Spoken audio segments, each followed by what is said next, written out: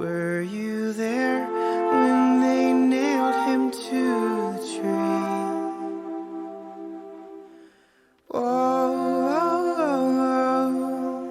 sometimes it causes me to tremble, tremble, tremble. Were you there when they pierced him in the side? Were you there when they pierced him in the side?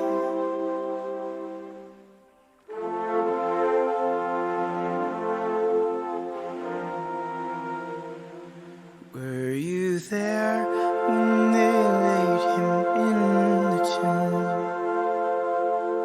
Were you there when they laid him in the tomb? Oh, sometimes it causes me to tremble, tremble, tremble.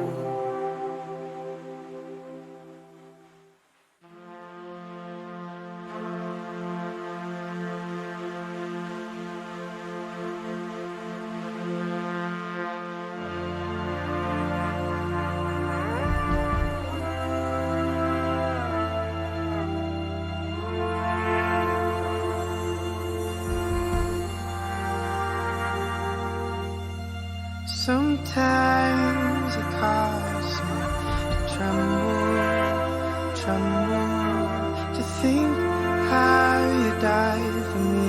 I tremble, tremble. Sometimes it causes me to tremble, tremble, to think how you conquered death. I tremble, tremble. Sometimes it causes me to tremble, tremble, when I can tell the chronicles. I tremble, tremble.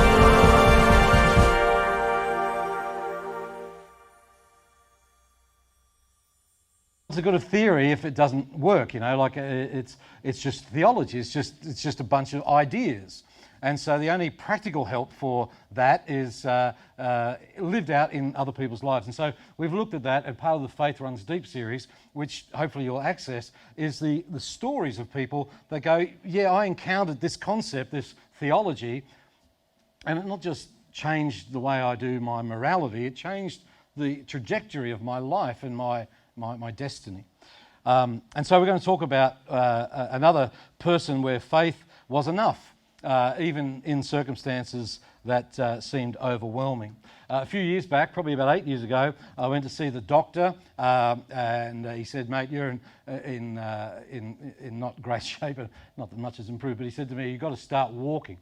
And I said, "Well, is there any other alternative? Can you walk for me, or what can we do?" He said, "No, you need to start walking." He said, "Don't worry about the running. You used to play footy, but you can't do that anymore. The glory days are gone. You need to start walking." And he mentioned a Latin term. And the only Latin term I kind of know is carpe diem. You remember that? Seize the day. And we only know that because Robin Williams said it in a movie and all of that. But he used this Latin phrase. It was, I'll have a go at it. It's called, it says solvitur ambulando. And for those who know Latin, it simply means that things are solved by walking. It is solved by walking. And I had a bit of a dig into this saying because I'm a bit of a like words and the etymology of words and where they come from and all kind of stuff. And it was attributed to St. Augustine. In the quotes world, if you can't figure out who said something, you just say St. Augustine said it. Because that's what you say. So I don't know if St. Augustine said it, but my doctor said it.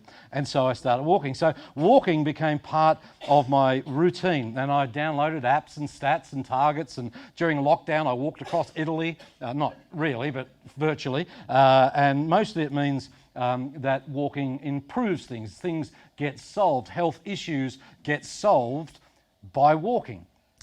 Cardiovascularly, other ways, blah, blah, blah, all of that, it is solved by walking. Because staying still may feel better, but it doesn't change anything. It's the same as faith. taking on a whole board of theology just to sit in the theology doesn't change anything. It is solved by walking. It is lived out by living. And that's what I want to talk to you today about, that the spiritual discipline of walking by faith is more than simply adhering to certain theological premises. One of the most inspiring parts of the Bible is, in fact, this 11th chapter of Hebrews. And it is called kind of the heroes of the faith. If you had a hall of fame of people of faith, then Hebrews 11 is it. All kinds of different people, and some we know, some we don't know their story, and some we've already told. But in 40 verses of that one chapter, faith is listed 28 times. Now, if you're a person who likes numbers, you can check me on that. That we are called, commissioned, commanded by the one that we say we follow, Jesus, to walk by faith. So the book of Hebrews goes back to remind us of some of these great examples of faith in the story of the nation of Israel. Stories that we learn different things about faith from. For instance, we've known that people who come to know God, they come to know God by faith. People who overcome obstacles in their life do so by faith. People even dying and clinging to a faith in God as a sacrifice, cling to Him by faith. And so today we're going to look at another story of a man called Joseph. Now you remember Joseph. We largely remember him because of a stage production that it was in our lifetime and in the 70s when we all had more hair. In fact, hair was one of those.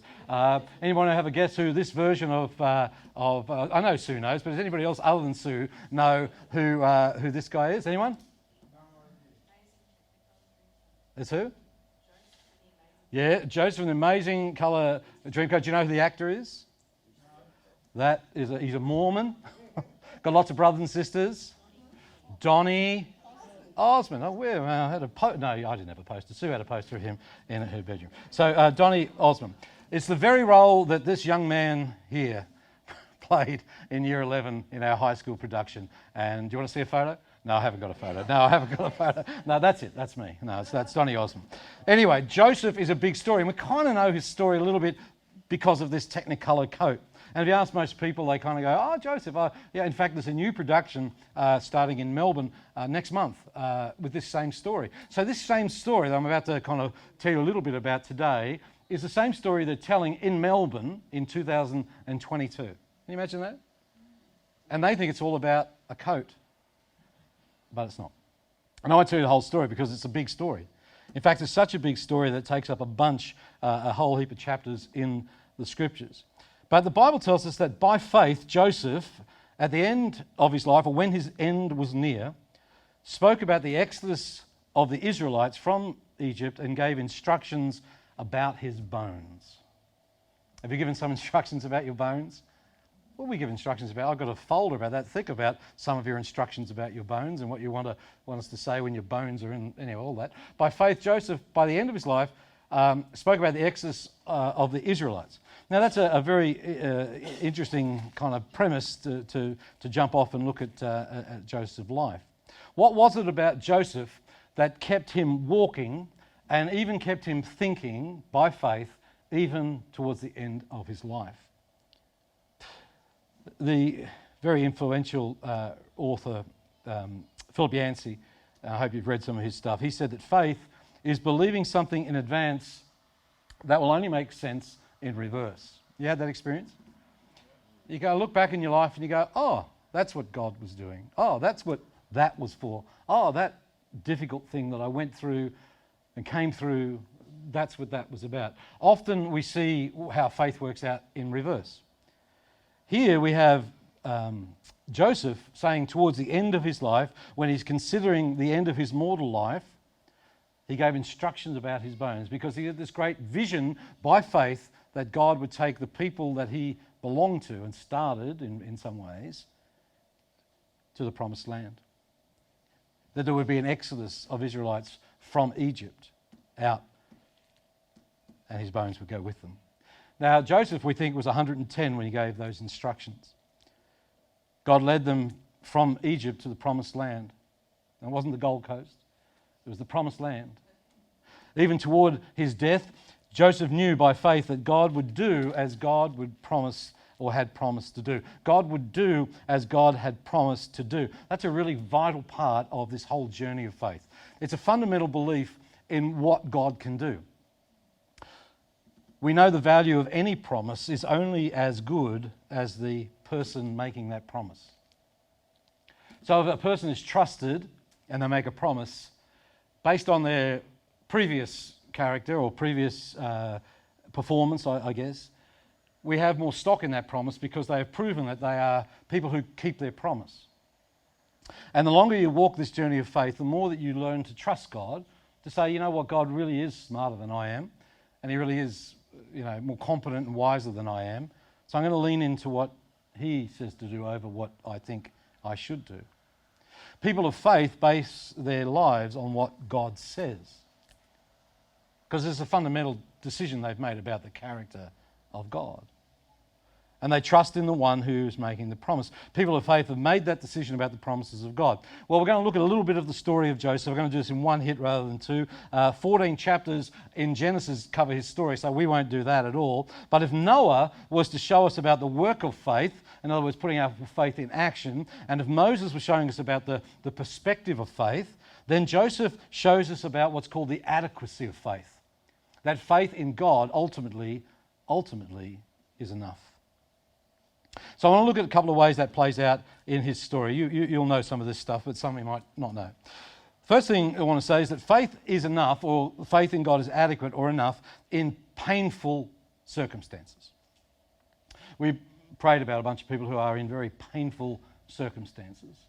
Some of them physical, all of them emotional, painful experiences. Now, there's a very troubling statement about Joseph when he was a young guy, to our ears at least. Joseph, you will read, was the apple of his father's eye. And the Bible tells us something quite shocking to our ears, because we kind of go, I don't know if that's good parenting or not, but this is what it says. Now, Jacob, who's Joseph's dad, loved Joseph more than any of his other sons, because he had been born to him in his old age. And he made a richly ornamented robe, that's that coat of many colours, for him. Those with kids and grandkids, or dogs, which of your kids do you love more than the other kids? Just no, you probably haven't got them here with you. Go home today and just say, out of all these kids, I like you more than them. I'm not pointing to Richard or anything like that. It seems weird to us, doesn't it? It's not really great parental advice, isn't it? But Jacob loved Joseph more than the others. Joseph was born in his father's old age. Hebrews indicates that this garment that he got was sleeved and extended down to his ankles. This colourful, bejewelled robe was not something that you would work in. Charles Swindoll, another very influential Christian writer from the past and probably the present, I don't know, he said, this would be like sending a welder to a construction site wearing a full-length mink coat. That's the sort of coat it was.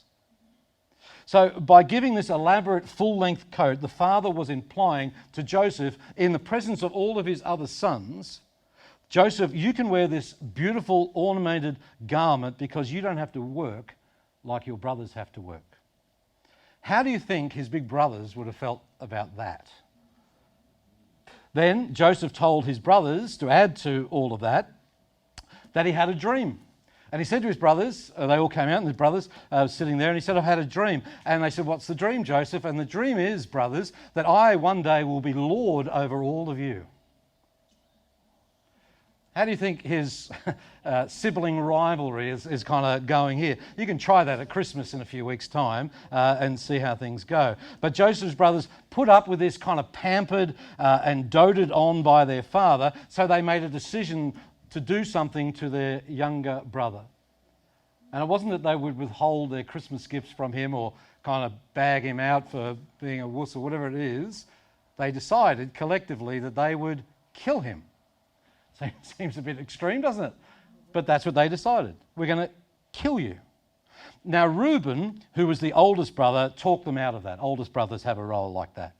And they then did something almost as bad. You probably know the story. They sold him as a slave to a group of Midianites on their way to a place called Egypt. So Joseph arrives in Egypt, and he is bought as a slave by a guy called Potiphar, who is the chief kind of officer of Pharaoh, who is the king of Egypt. It's a weird story. So now you have Joseph in Egypt. He is not doted on. He is not wearing an adorned thing. He is not loved more by his father than any of his other brothers. He is now a stranger in a strange land, and he is a slave, and for him things have become very painful. He is separated from his adoring father. He has gone from first place to last place in a strange place. But Joseph learnt, as we all need to learn, that faith was adequate or even enough in painful circumstances. The story, and you can read it sometime, says that Joseph faced these difficulties with faith. He kept walking. He kept walking. Potiphar saw the evidence of his faith in the life of Joseph and his work, and he increased his responsibilities and authority, and he put all that he possessed under the authority of Joseph. You see, when we turn to life, and life is hard and painful, and it does get like that, it might be like that right now for you. Who do you go to? Who is enough? Friends, family, online, other people? Where do you go? All of that helps, but it's not enough. I was reading an interesting story about this guy called Christian Reger, who spent 4 years in a Nazi concentration camp. And his crime was that he was a member of a group called the Confessing Church. During the 30s and 40s, there was this thing called the Confessing Church. That was a collective of Christians who took a stand against the Nazis in the 30s and 40s in Europe. And the church also produced a guy called Dietrich Bonhoeffer, who you might have heard his name. But he wrote this guy, Reger. He said that Nietzsche said that a man can undergo torture if he knows the why of his life. In other words, meaning. But here, and I think it's Dacour, I learned something far greater. I learned to know the who of my life. And God was enough to sustain me then, and it's enough to sustain me still. Now, I know that's an extreme circumstance, and I know Joseph was an extreme circumstance. But for us, in painful times, God is enough. And sometimes we only know God is enough because God is all we've got. You ever had that? You'll never know that God is all you need until God is all you have. And sometimes, through the mystery of God's will, we're placed in those situations where all we have is our faith in God. Joseph showed an adequacy of faith, Well, here's another way that Joseph showed that his faith in God was enough. In Genesis chapter 36 and 6, it says this very interesting sentence, I think. It says, "Now Joseph was handsome and in form and appearance." Now, if Joseph was in our contemporary world, he would be considered like a Hemsworth brother or whatever fits that argument there, right? But there's an interesting story that Joseph's faith wasn't just enough in painful times, it was enough in times of temptation. Now, this is a particular temptation, but temptation comes to us all in different kinds of ways, but it comes to us. It could be the temptation to give false testimony, to lie. It could be to steal. It could be to be addicted to something. It could be all kinds of different ways. Tempted to do the wrong thing, to gossip, to do, whatever it might be. But in this circumstance, it's a bit more salacious, and we'll go through that. But here's what happened. In the 39th chapter, in verse 7, it tells us that it came about after these events that his master, this is talking about Joseph, his master's wife looked with desire at Joseph because he's a good-looking man, right? And she said, "Lie with me." Doesn't mean to say untruths with me. Lie with me. You get it. You know what I mean. But Joseph refused and said to his master's wife, "Behold, with me here, my master does not concern himself with anything in the house, and he has put all that he owns in my charge. For there is no one greater in this house than I, and he has withheld nothing from me except you, because You are his wife. How then could I do this great evil and sin against God? Those last two sentences are very interesting, aren't they? Why? Because the thing that I am being tempted with or lured about is not for mine to take. How then could I do this great evil and sin against God? So if you look at the process here, it's pretty interesting, I think, about temptation. You can insert whatever temptation you might have. Joseph made a decision that informed his behaviour. He made a decision that informed his behaviour. And the decision was based on what God had been in his life through painful times and life and all the things that go on, that he could trust that what God says trumps what his desires said, or other people's desires say. That a decision about God's way was a better decision to make. And a decision to not indulge in something that was not of God was a better decision to make. And if you look at the process, it's interesting. It starts at the conclusion in verse 9. How then could I do this great evil and sin against God? Notice who he would be sinning against, by the way, as well as the person involved. But in verse 8 it says he refused. He made a decision. He told her in verse 9 that her invitation was a great evil and sin against God. So he was accountable to simply more than his desires. He was accountable to God. And verse 10 says that Joseph didn't even linger in her presence. So he set a boundary. He set a boundary, and that's really important in the process of temptation. Set a boundary. And in verse 12 it says that Joseph fled from her. So he acted on his boundary. Now, as far as we know from the story here, Joseph hadn't done anything wrong except from being quite symmetrical. That's all that handsome is, isn't it? It's just about symmetrics, just about things lining up and, like you, all you people, all these handsome people here, right? Joseph hadn't done anything wrong, but still he had to put in place the things that he had to put in place. Joseph's faith was enough in painful circumstances, but it was also enough when he was tempted to do the things that God had clearly told him not to do. Why? Well, he says it. Because you, Potiphar's wife, are Potiphar's wife.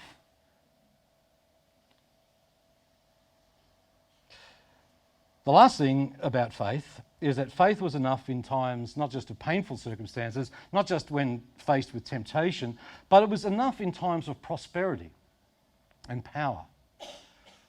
Sometimes we think we'll only have faith when that's the only thing we have. In other words, we've got nothing in our account, we've got nothing in our soul. That's when I need to have faith. Well, we need to have faith in times of prosperity and power.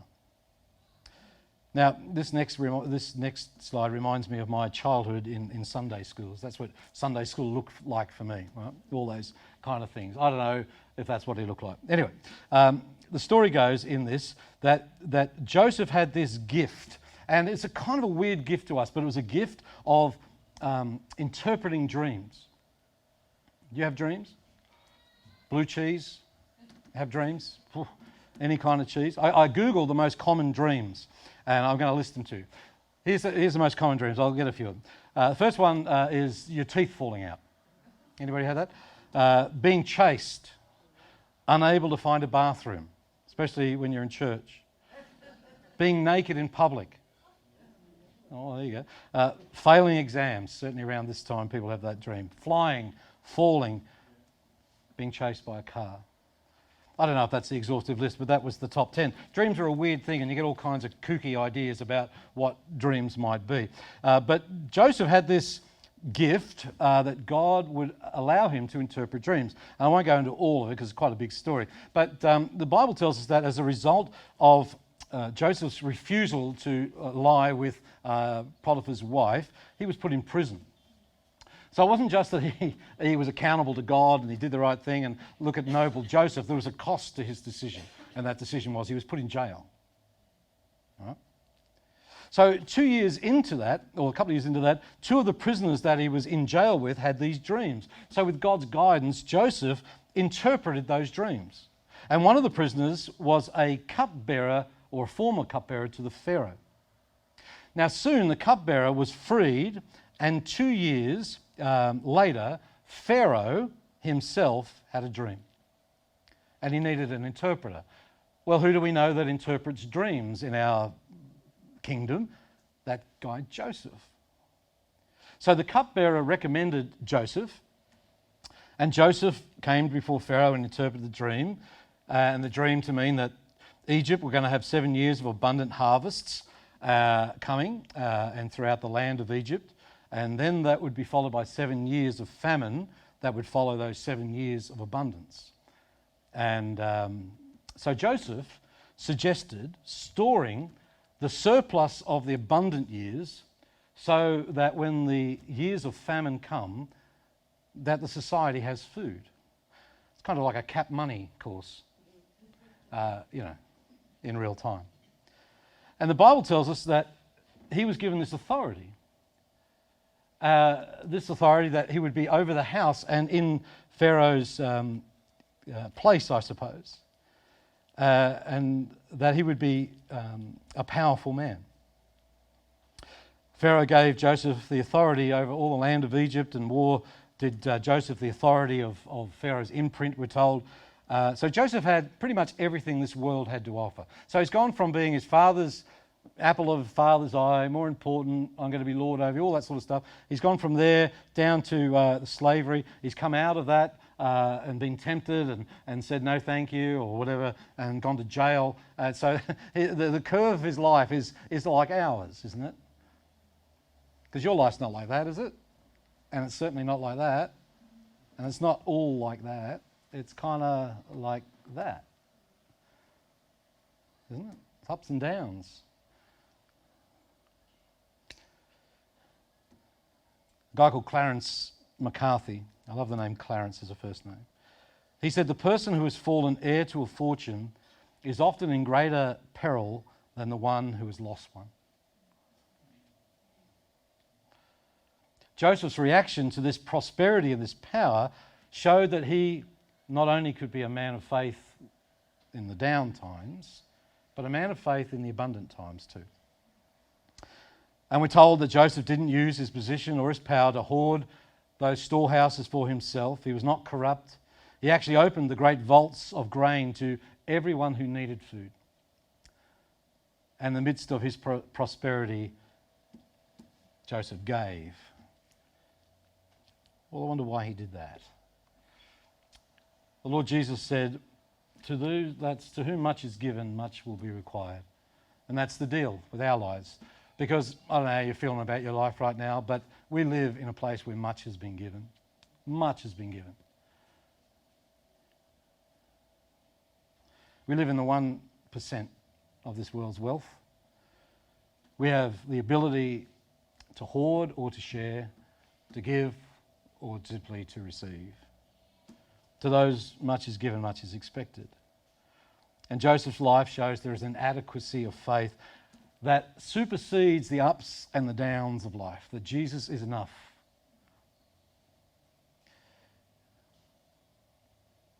So Joseph decided to keep walking because he believed it was solved by walking. Let's be a people who practice this great and wonderful walk of faith. Let's be people who walk by faith and trust in a God who changes our mourning to dancing, changes beauty for ashes, replaces shame for glory, and turns the graves of our lives into gardens. What a great way to live life. What a great way to walk by faith.